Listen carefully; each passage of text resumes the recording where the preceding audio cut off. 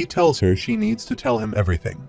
Lee, with blood drooling from her mouth, lifts her head weakly and asks why he came, why he stopped her.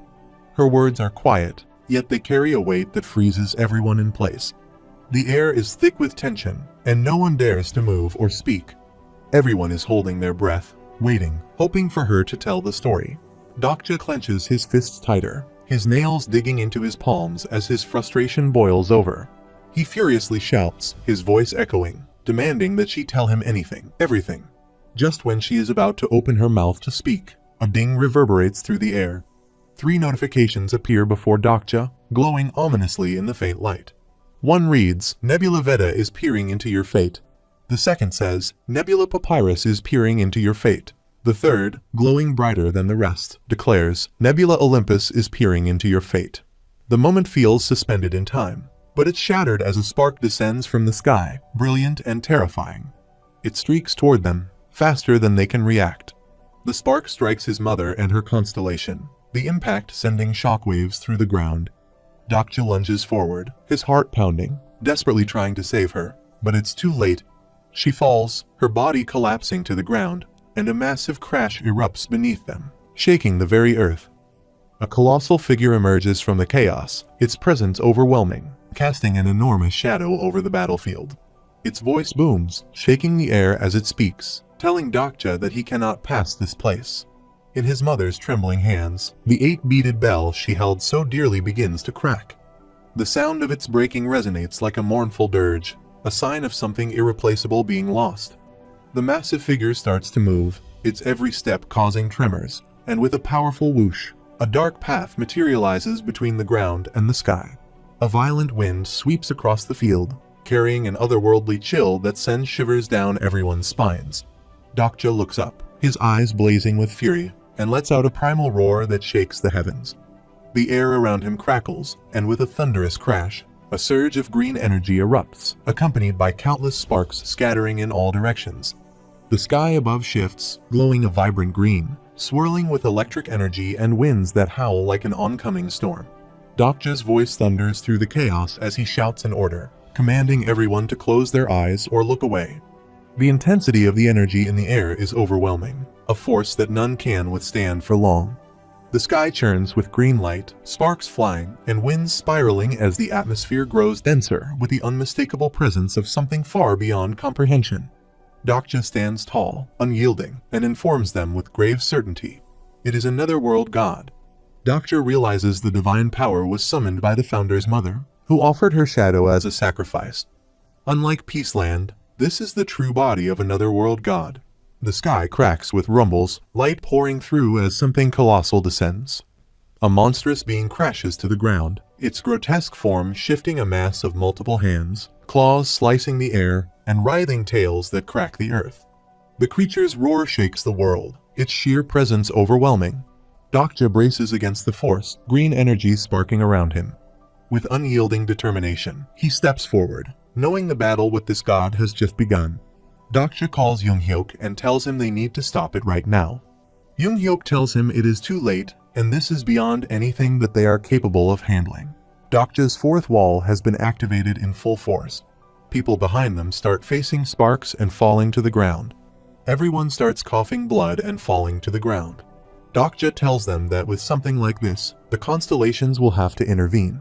He says the otherworld gods and constellations are like cats and dogs. He is sure that they will show up to maintain power just like they did at the constellation. With a plop, another otherworld god comes to the ground. Dokja doesn't understand that no one is coming to help them. The tab shows that some constellations are appalled by the appearance of another world god. Other tabs show that many constellations are angry at how certain nebulae have taken control of the narrative and constellation. Prisoner of the Golden Headband expresses his hostility toward the Nebula Papyrus.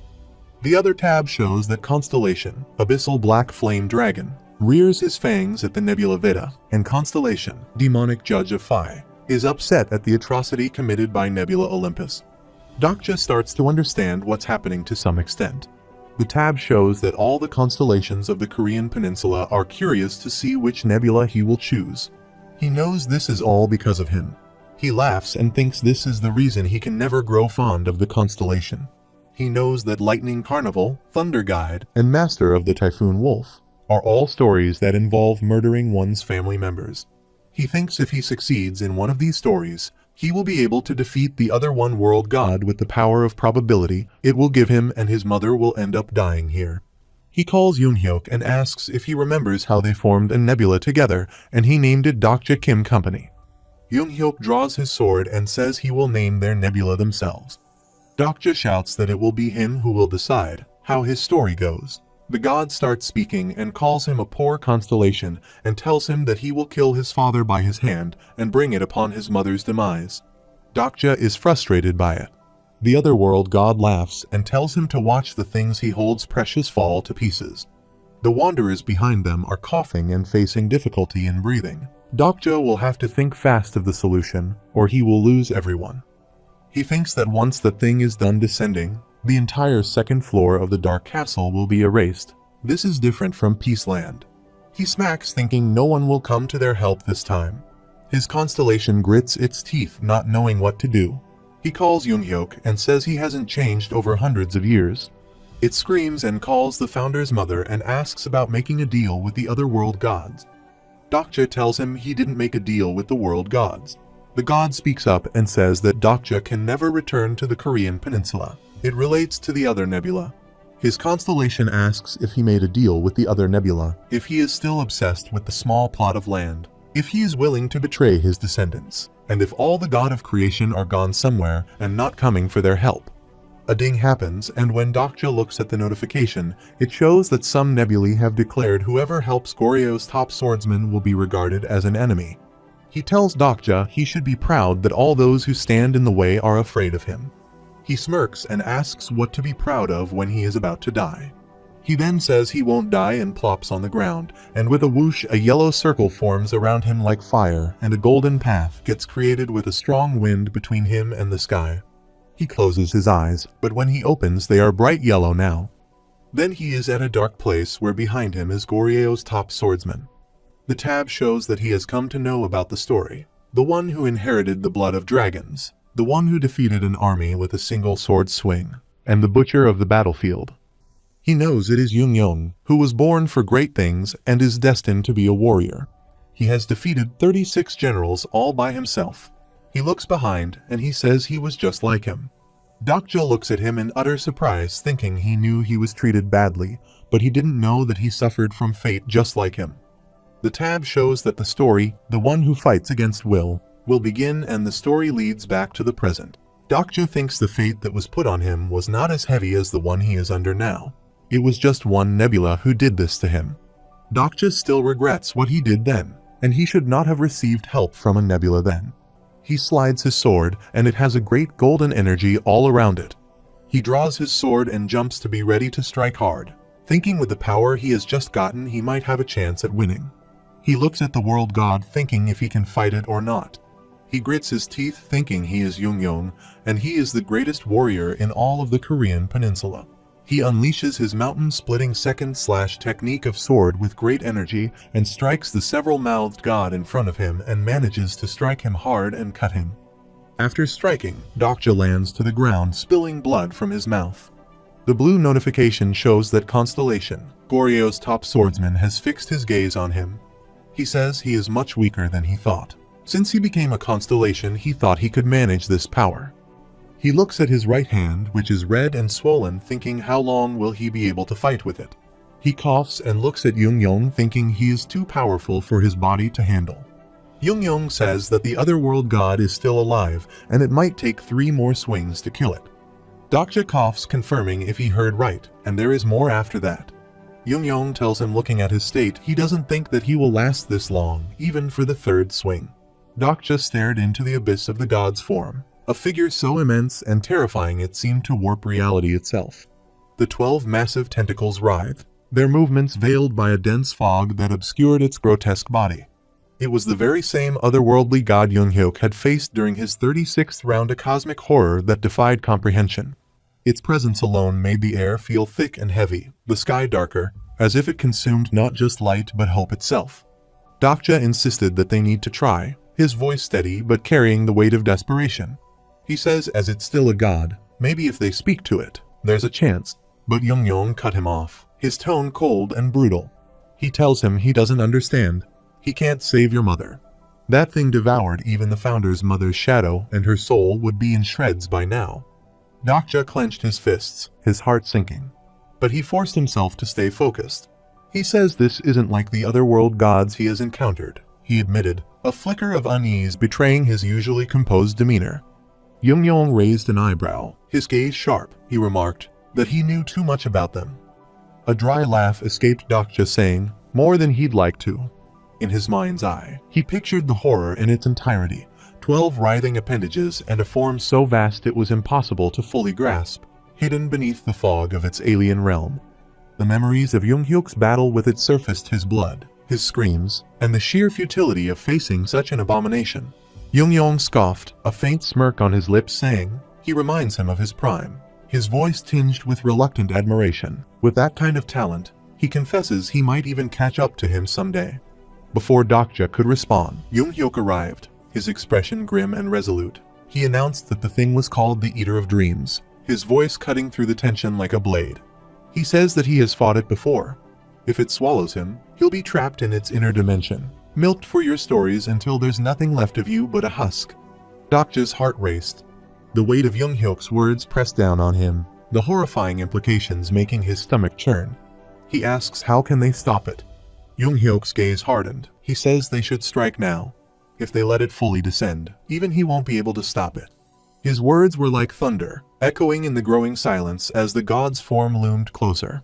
Young activated his power, the sheer energy of it making the air crackle. Dokja doubled over, coughing violently as blood splattered the ground. Young says there's no choice, his voice strained but resolute. Dokja says he will use the third swing style. Younghyuk warned, his voice a rare mix of concern and urgency, saying he might annihilate him. Dokja replies that he knows this, his voice trembling but firm. He gulped down a vial of purple potion, his eyes flickering toward the heavens. The probability storm hasn't ended.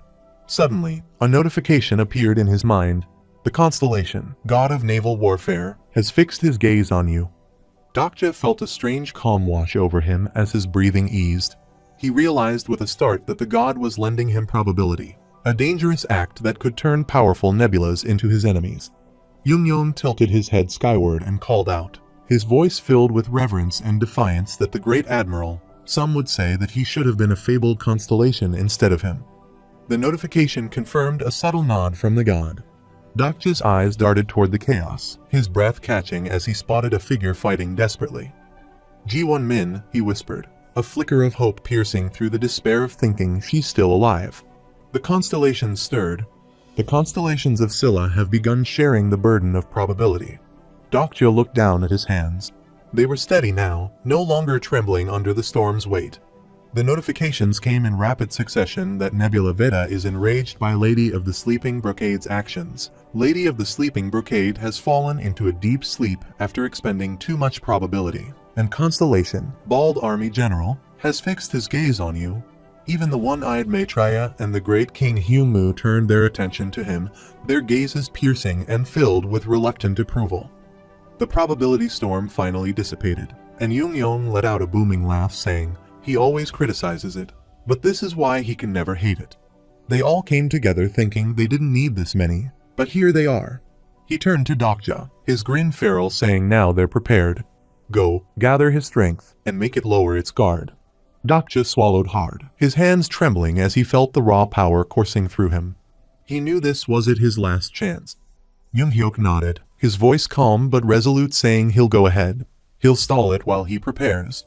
Younghyuk's form grew, his body transforming into a towering giant. He gritted his teeth, roaring as he charged toward the god. The ground quaked with every step, and the air itself seemed to shatter as he struck the Eater of Dreams head-on.